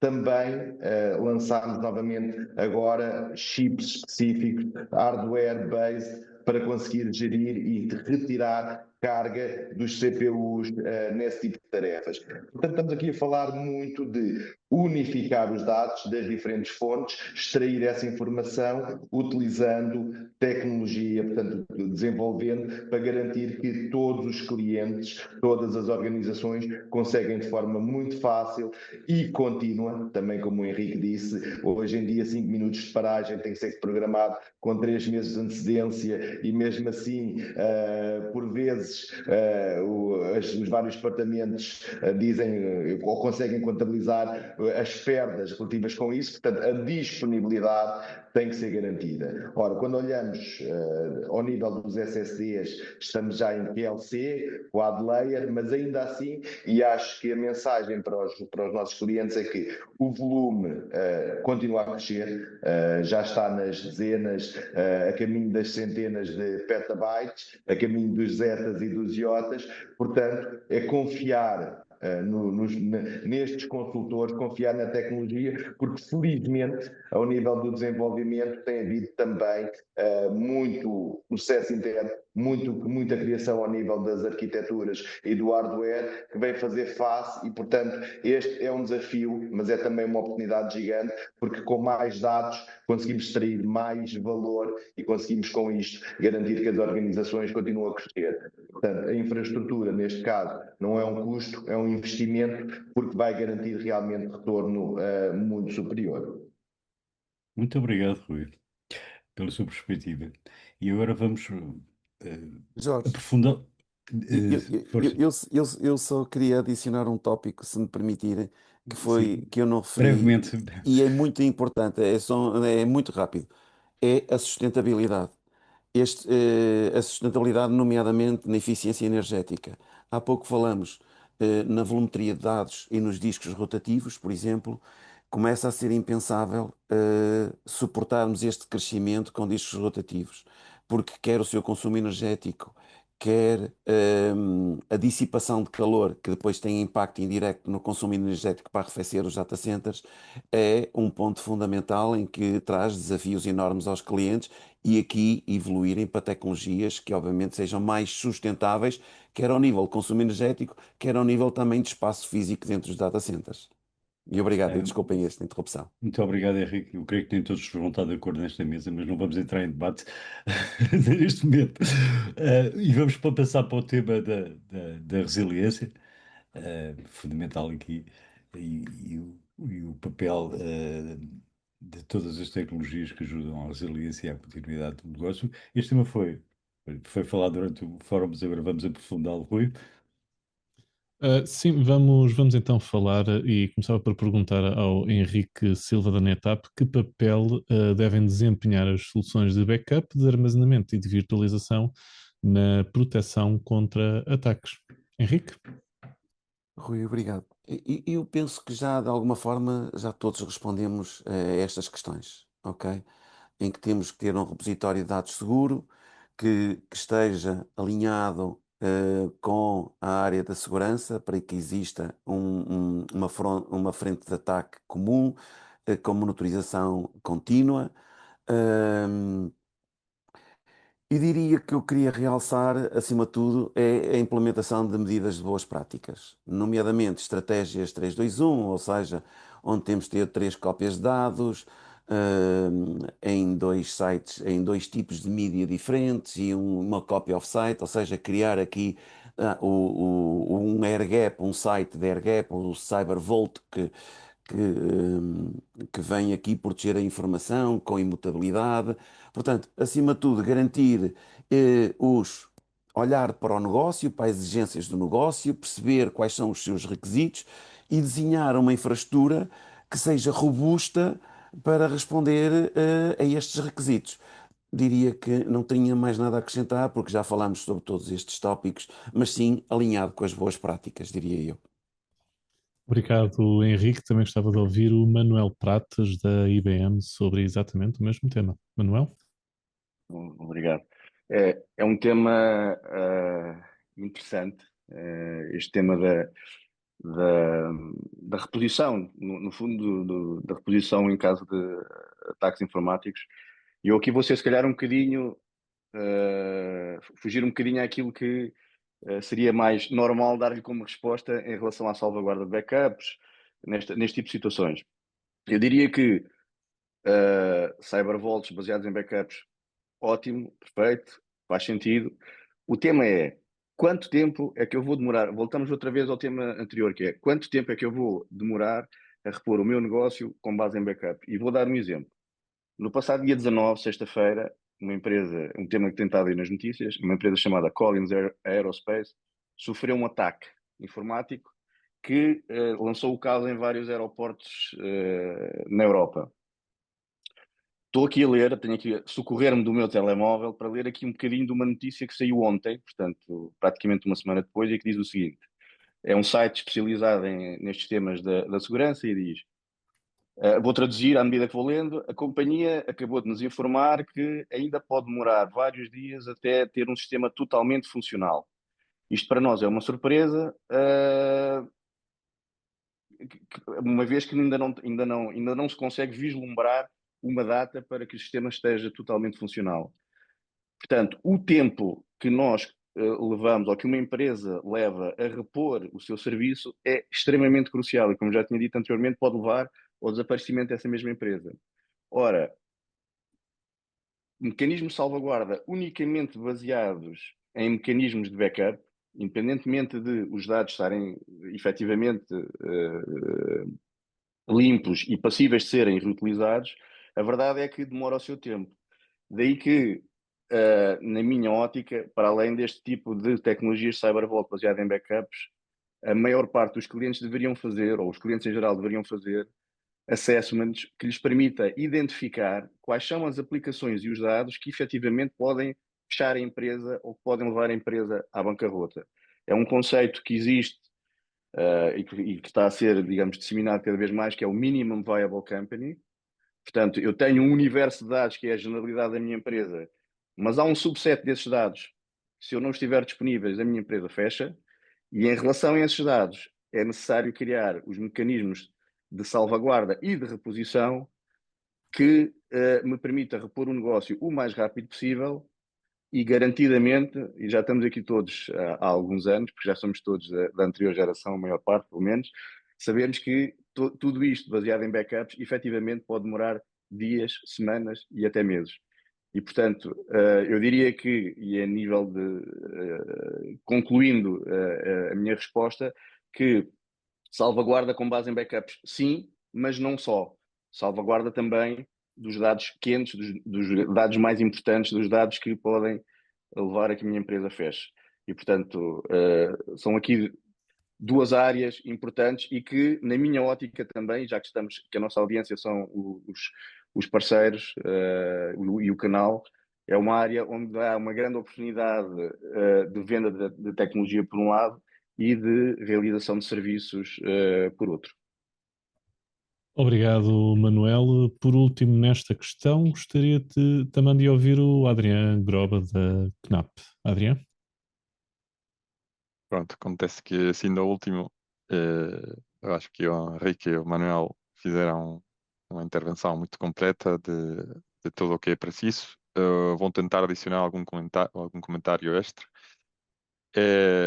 Primeiro de tudo, ressaltar ou repetir ao ponto do Manuel, de que a realidade é quando vamos ser atacados, não em si vamos ser atacados ou não. E como já disseram também o Henrique e o Manuel, pronto, a imutabilidade, ter cópias de segurança num entorno offline ou um air-gap. Há um ponto também que quiser adicionar, que é a integridade do dado ao nível do sistema de ficheiros, pronto, utilização de tecnologias como o ZFS, que comprova a integridade do dado a um tempo real. A redundância também, uma questão que é muito básica, a redundância, a alta disponibilidade, e também a recuperação fácil e rápida, que estava a comentar Manuel. Queria adicionar o comentário das instantâneas, tanto da parte do storage e das máquinas virtuais. É também um ponto que comentou o Henrique, que isto é muito importante ao nível estratégico para os fabricantes, também para os parceiros, que seja compatível, é flexível, é alinhado com as outras funcionalidades da empresa e com os outros fabricantes. Não tentar desenvolver a funcionalidade de jeito isolado, mas tentar que seja, pronto, que seja completamente transparente, e isso eu acho que é um benefício para todos. Ainda esta semana teve uma reunião com um fabricante de cabos, uma multinacional de fabricante de cabos marítimos, de eletricidade e de internet. Então, dizer que utilizar uma solução de backup ao nível da software. Pronto, para mim é muito importante que nós podamos oferecer ao cliente que temos uma compatibilidade ao nível de firmware, de hardware, como nosso software, com a funcionalidade que já estão a utilizar. Não vão ter que mudar tudo completamente para fazer uma infraestrutura nova, porque isso também tem um custo, tem um risco. Pronto, isso eram as adições que queria fazer pela parte da Conab. Obrigado, Adrián, e eu vou passar a pergunta, ou neste caso a palavra, ao Jorge Bento para avançarmos com aquela que é tradicionalmente a nossa última questão. Jorge? Obrigado, Rui. Eu só queria dar uma nota ao Manel, que para não traduzir, pode seguir itsecurity.pt. Estou a brincar. Nós estamos a dar cobertura deste fim de semana ao incidente da Collins e de facto É só porque era suposto não falarmos de marcas nas nossas intervenções. Podia Apanhou. tê-lo feito, Muito mas bem. eu para a próxima faço isso, não se preocupe. Muito bem. Apanhou-me. Muito bem. Então vou-vos pedir então que dirijam a vossa mensagem final aos parceiros. O que é que são os desafios e as oportunidades neste ambiente tão complexo? Ele tem muitas oportunidades, mas também tem muitos desafios, e também uma palavrinha sobre o que é que vocês podem aportar em termos de atualização de formação dos vossos parceiros, porque estes ambientes são cada vez mesmo mais complexos e existe uma maior especialização por parte dos vossos parceiros. Eu começava, e vamos começar pela ordem alfabética das empresas. Eu dava a palavra ao Paulo Pinto da Fortinet. Paulo? Ora, vida, em relação portanto, em termos de finalização, não é? Desafios e oportunidades. Os desafios nesta área, eu vejo sempre por causa da complexidade tecnológica, mesmo que a gente a domine, há sempre alguma complexidade que advém da interoperabilidade entre os fabricantes, entre as arquiteturas vão sendo implementadas, entre as soluções, e portanto isso é um desafio que os nossos parceiros, qualquer organização que trabalhe nesta área, vai ter. O outro, e agora puxando a brasa à cibersegurança, é a questão de assegurar a cibersegurança ao longo de toda a superfície de ataque, o que se chama cibersegurança end-to-end, né? Tem que ser consistente nestes ambientes dispersos, há múltiplos pontos de ataque, e portanto a cibersegurança é um desafio também. E depois, os governos e as instituições estão conscientes de que esta realidade é uma realidade que põe em risco a própria sociedade, e então há um crescimento muito grande a nível de diretivas, de legislação que sai, e isso introduz o terceiro vetor, digamos assim, de desafio, que é a questão de manter a compliance com esta legislação, com essas diretivas. Portanto, desafios temos a complexidade, temos a questão da cibersegurança e temos o assegurar que cada setor, cada organização no setor está compliant com as suas diretivas e normas. Desta complexidade, do fundo, o reverso da medalha são as oportunidades, não é? se há escassez de conhecimento, de recursos e é complexo o ambiente, para os parceiros abre-se oportunidades na área dos serviços de gestão, quer para ambientes cloud, quer para estes ambientes todos em termos de segurança, em termos da proteção de dados, tem sido muito falado, portanto isto é uma grande oportunidade, não só na parte de soluções, mas especialmente nas soluções geridas, de modo a que sejam chave na mão e que o cliente tenha o benefício total e não só o benefício preconizado. Depois todos os serviços de profissionais de avaliação de infraestruturas, de compliance, e de como é que as pessoas podem estar a emitir estes relatórios de forma automatizada também. E por fim, a velocidade é uma constante nos dias de hoje e só se consegue lidar com essa velocidade através da automação e traz algumas infraestruturas de cloud, de inteligência artificial e por aí fora.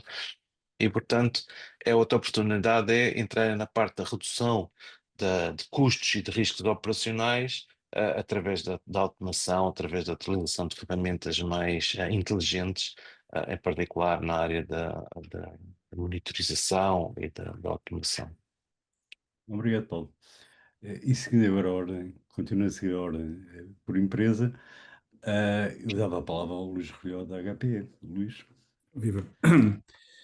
Os clientes vão continuar a tentar fazer mais com menos, não é? E, portanto, não vão ter mais recursos, dificilmente vão conseguir acompanhar o know-how que é necessário para desenvolver soluções complexas. As soluções também não vão ficar mais simples. E, portanto, eu acho que os parceiros têm aqui um papel fundamental em ajudar os nossos clientes a correr infraestruturas otimizadas, seguras, eficientes, económicas. Fazer, digamos, também uma excelente integração nas várias ofertas que existem no mercado, não é? E, portanto, fazer um verdadeiro papel de integração. E, portanto, requer aqui algum investimento em manter as suas equipas atualizadas, certificadas, garantir que têm os recursos necessários face às necessidades dos seus clientes. Objetivamente, também é uma forma de se diferenciarem, não é? É uma forma de se diferenciarem perante os demais. E, portanto, esta é a face boa da moeda. Diferenciam-se, provavelmente menos negócio, muito menos interessante do ponto de vista do seu outcome, mais interessante do ponto de vista de margem, e, portanto, é uma forma de diferenciação versus os demais, é conhecerem bem as tecnologias, é estarem informados, é estarem certificados e endereçarem o mercado com essas ofertas. Diria que é uma forma simples, é assim que eles devem atuar. Muito obrigado, Luís. Eu passava agora a palavra ao Rui Fialho da AUE. Rui?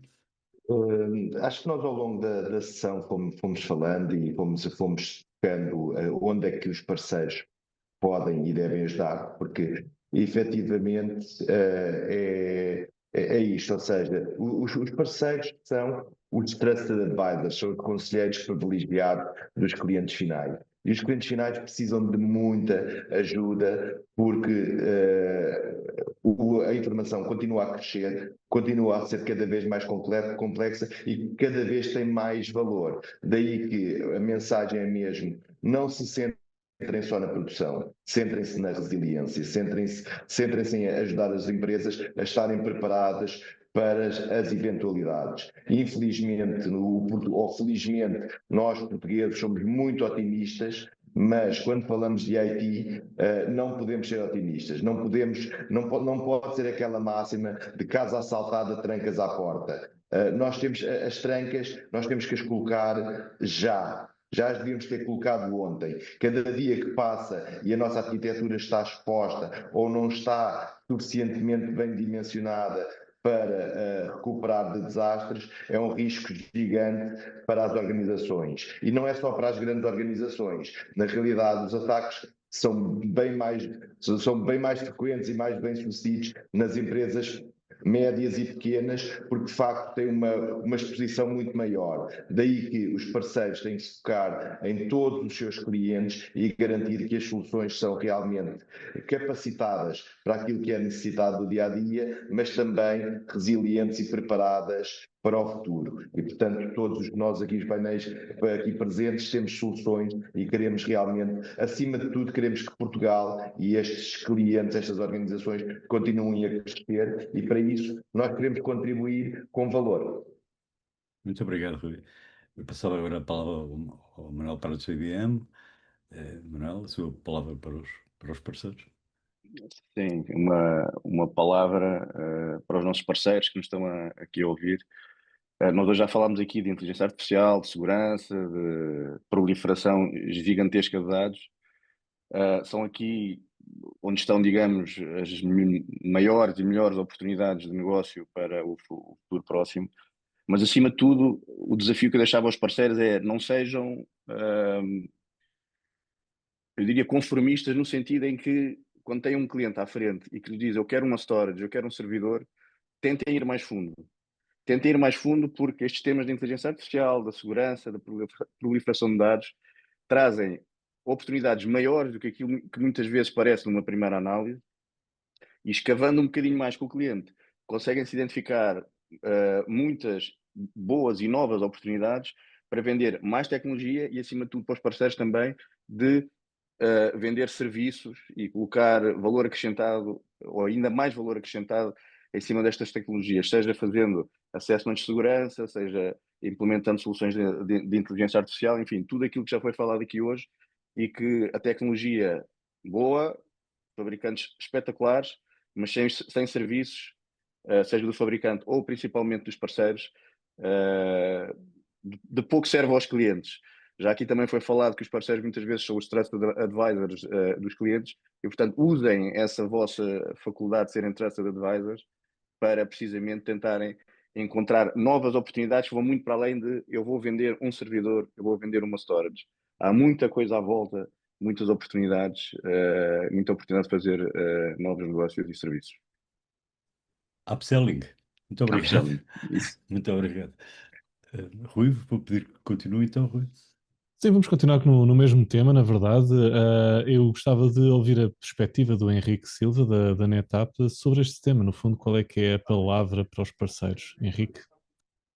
Sim, ou seja, já tocamos em maior parte desses pontos, eu só queria enfatizar ou realçar um pouco mais a questão da inteligência artificial, obviamente, é um mar de oportunidades, ok? Ao nível da oferta de soluções, seja ao nível das infraestruturas, das aplicações ou serviços. A área da resiliência é fundamental, tal como o Rui falou, aqui também, e aquilo que vemos, maior parte dos clientes não tem a sua infraestrutura ajustada aos requisitos do seu negócio, às exigências do seu negócio, às exigências dos planos normativos. Nós temos o DORA, temos para a área financeira, temos o NIS 2 também, que vem aí definir o que são as entidades críticas e como é que elas têm que se adaptar, e aí estão longe de estar num patamar de credenciação, digamos assim. Eu dizia, e eu concordo aqui com a observação que o Manuel Pratos fez há pouco, porque eu também utilizava na minha antiga experiência, em que em 2016, quando estávamos a falar da RGPD, e a frase não é minha, só há dois tipos de organizações: as que foram atacadas e as que estão a ser e não sabem, ok? Portanto, não é as que vão ser, é que muitas delas estão a ser e não sabem. E aqui é fundamental serviços de consultoria. Eu dizia em 2016, calma, parem, não comprem tecnologia, porque a tecnologia não vai resolver os problemas todos. Temos que começar pela identificação dos pain points. Quais são as vossas dores? Quais são as vossas prioridades? Para depois adaptá-las aqui. Por isso, a parte de serviço é fundamental. Agora, tudo isto são oportunidades que traz desafios. Conforme tocaram aqui, hum, o problema são os recursos. Formar, capacitar recursos, porque a heterogeneidade é enorme, a heterogeneidade de plataformas, de aplicações, de workloads, falámos aqui em containers, por exemplo, os recursos são muito escassos nesses ambientes, na oferta. Eu, por exemplo, tenho um parceiro em inteligência artificial que lhe perguntava, mas onde é que tu vais buscar esses recursos? Está a ir buscar ao estrangeiro, porque em Portugal é difícil encontrar esses mesmos recursos. Portanto, esses são os desafios. Da parte da NetApp, a mensagem que deixo é que nós queremos parceiros com capacitação, temos planos de formação contínuos com os nossos parceiros, temos o NetApp University, onde eles poderão fazer a sua própria formação com as nossas soluções, que não só nas nossas soluções, mas também de forma abrangente e de conceptualidade, ou seja, temos formações conceptuais e por isso ajudamos aí os nossos parceiros a evoluir e a capacitar os seus recursos para então construir a sua oferta de serviços e seja ela não só nas infraestruturas, mas acima de tudo na parte da consultoria, que é fundamental. Obrigado, Henrique. Eu gostava também de ouvir a perspectiva do Adriano Groba, da CNAP. Adriano? Obrigado, Rui, e obrigado à IT Channel por esta oportunidade e por partilhar esta mesa com as eminências do setor. Da parte da CUNAP, enfatizar três pontos chave, que são, o primeiro, a centralização, mais aliada da simplificação, não centralizar para adicionar mais capas de complexidade na infraestrutura, compatibilidade e transparência tecnológica entre fabricantes para poder formar uma infraestrutura que seja resiliente, mas que também tenha continuidade, poder adicionar valor àquele que já está construído. É também o último ponto, a monitorização mais aliada da automatização, uma monitorização que permite prevenção automática de possíveis ataques. Já na parte da CUNAP. Muito obrigado. Obrigado, Adriano. Eu gostava também de ouvir a perspectiva ou a mensagem para o canal da Red Hat, neste caso através do Sérgio Seabra. Sérgio? Obrigado novamente. Bom, isto, nesta altura era só fazer rewind e carregar no play, porque já foi quase tudo dito, basicamente. O que é que eu posso acrescentar? Bom, especificamente do ponto de vista da Red Hat, nós somos 100% de negócio indireto em Portugal. O que quer dizer que nós dependemos de uma forma crucial, quer dos nossos parceiros, quer dos muitos ISVs que estão aqui representados nesta call. De facto, todo o nosso modelo de negócio e, por consequência, o meu ordenado assenta nisso. De qualquer das formas, eu diria que talvez os parceiros têm uma grande oportunidade e um grande desafio. A grande oportunidade, como já foi referido aqui várias vezes pelos demais participantes, é de facto este mercado potencialmente é gigantesco, principalmente com o advento das tecnologias de IA. Há aqui muita oportunidade de negócio, sem dúvida. A segunda vertente é que não há forma de orar esta pílula. Isto é um contrarrelógio tecnológico. Isto é, exige constante modernização, exige constante aprendizagem. A Red Hat, creio que não é segredo para ninguém, temos uma panóplia considerável de certificações e formações, mas de facto cabe aos parceiros ter esta motivação. Eles têm que usar isso como catalisador para modernizar o seu conhecimento e o seu staff. Não há outra forma de fazer, porque se vão ao mercado para lidar com estas tecnologias muito complexas, como já foi referido, e depois basicamente não consegue alavancar o projeto, ninguém sai a ganhar. Portanto, eu basicamente recomendo que de facto tenham esta iniciativa de basicamente coordenar a modernização e o enriquecimento do know-how técnico do vosso staff, porque é crucial neste movimento de todos nós para um processo de vendas bem sucedido. Obrigado, Sérgio. E em último neste fórum, gostava de ouvir a mensagem para o canal que o Marco Vicente tem para partilhar. Marco? Sim, bem, os parceiros, os desafios neste momento para os parceiros é o de orquestrar infraestruturas que são elas cada vez mais complexas. Infraestruturas que combinam cloud com soluções on-prem, soluções que permitam escalabilidade e garantam ao mesmo tempo a segurança dos dados, ou então soluções que combinem, e aqui reforço esta palavra, não é substituem, é combinam tecnologia SSD e tecnologia HDD. Portanto, os parceiros hoje em dia não podem ser só integradores técnicos, têm que ser consultores estratégicos, têm que conciliar o conhecimento técnico com o apoio dos fabricantes. E só mesmo para terminar, deixem-me só partilhar uma história convosco. uma história que remonta a 2010. O Rui Yoshida, que era o CTO da Hitachi, vaticinava na altura que os discos SSD iriam substituir totalmente a indústria HDD num período de 10 a 12 anos. Ora bem, permitem-nos que vos partilhe, estamos em 2025 e a produção de 2026, toda a produção de 2026 da HDD está já alocada aos hyperscalers americanos. Portanto, vivemos hoje em dia, eventualmente, dos melhores anos para a indústria de tecnologia HDD. Portanto, aqui em jeito de provocação, eu quase que diria que todos nós nos vamos reformar antes que esta substituição seja feita na totalidade.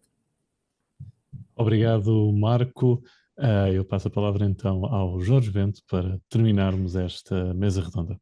Jorge? É isso, Rui. Resta-me agradecer em primeiro lugar aos leitores que assistiram ao live. Agradecer aos nossos palestrantes que enriqueceram este debate. Eu aprendo sempre muito nestes fóruns.